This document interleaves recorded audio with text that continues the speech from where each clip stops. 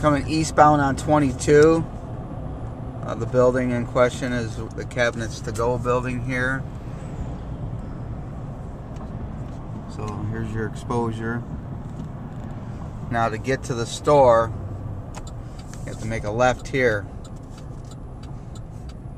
Now you can either make a legal U-turn and get there, or you gotta take the back route.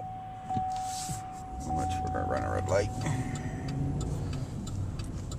So you have to come up this drive here, turn into the Ethan Allen Furniture parking lot.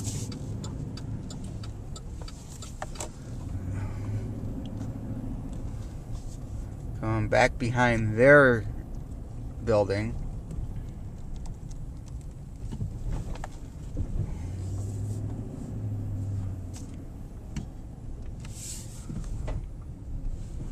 This is the back of our building.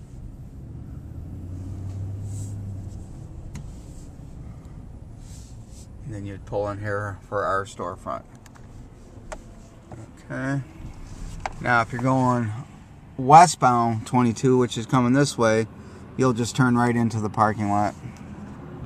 So that's westbound, and that's eastbound going the other way, which we were just on. Monroeville, Pennsylvania.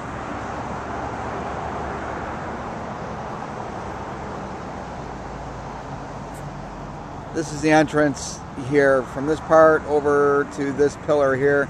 It's 60 foot, so you can put a 60 by 20 showroom in and have this as your storefront. This is 22, the highway.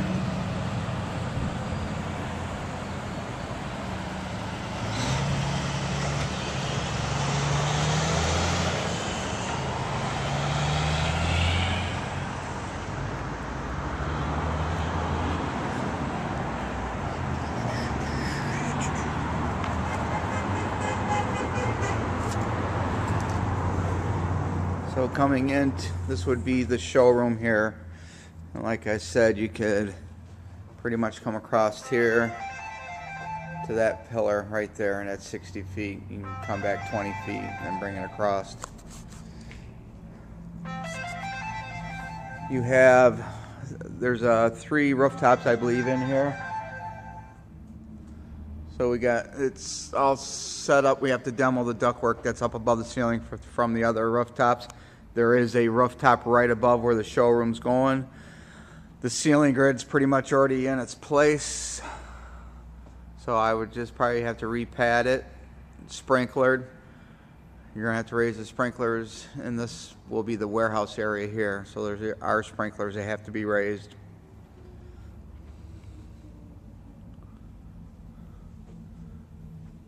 And this is the only door going out the back. We'll go around back and take a look at, see what it's going to take to put a overhead door. The sprinklers for this unit, the ceiling's at 10 feet. The sprinklers are at 10'6", and they come from the Cabinets to Go store, so they're all going to have to be 90'd up. There's probably a half a dozen pipes that run down, as you can see. They feed all these heads going down there. So they're not mains. It looks like 2-inch pipes, but every one has to be moved up. Also, there's a rooftop unit right here that's on our side, but goes over to Cabinets' side. So we'll get a look at that too. And there's another rooftop, the one that will feed our the showroom here. Also goes over to the other side, the Cabinet side.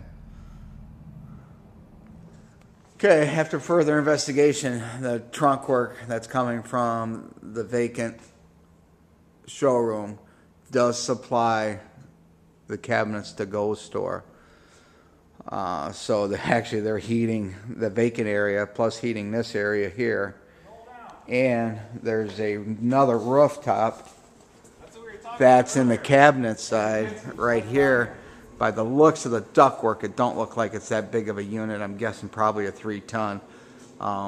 So and that trunk work even continues on in here in the warehouse of Cabinets from the vacant area. And that one there goes all the way back. And by the size of this ductwork, they probably look like they're about 10-ton units. I cannot get up on the roof at this point to see what the tonnage is. I'll try to get out here next week when we come to do some work in the cabinet store. I'll be able to get the size of the rooftops. So there's 3 rooftops in play. There's no way to break them up. You're going to have to demo all the ductwork and rework it all. Maybe even move a rooftop into the cabinet side. This is the back of the store, where the semi would have to come into. It looks like the semi will come up the driveway from 22, then come up and pull around the neighbor's building. Then they'll be able to come around and then back all the way back there. The biggest problem, as you can see, this dumpster area is going to have to be moved. But this hill here is pretty much washing out, and it's coming into the back of the building. What you could do is dig back on the hill, and you're going to have to put a retaining wall of some type. It looks like you can go out 20 feet pretty easily. It did have quite a bit of rain here, holding looks like about 4 inches of water.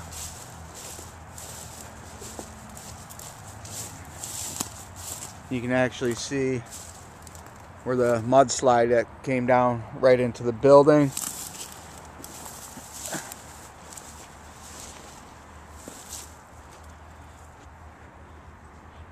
And the mud's actually right up against the building. That's the man door from the inside. So you can pretty much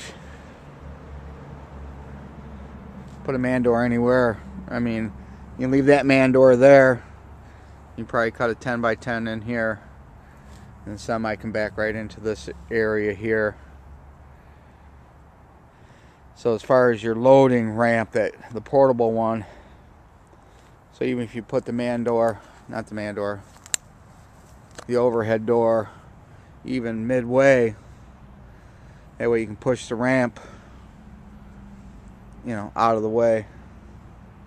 It'll give you a runoff area to put the ramp. But that actually mounds up about 5 feet right here, that mud there. And coming off 22, looks like it might be a easy run. You probably have to lose this island that's right there. But the semi can come right up through here. They run down the front of the stores. And we'll pick it up at the other end of the. So when you get to this corner of the building, you could probably do a little easier excavation right around here and put your overhead door on this side of the building.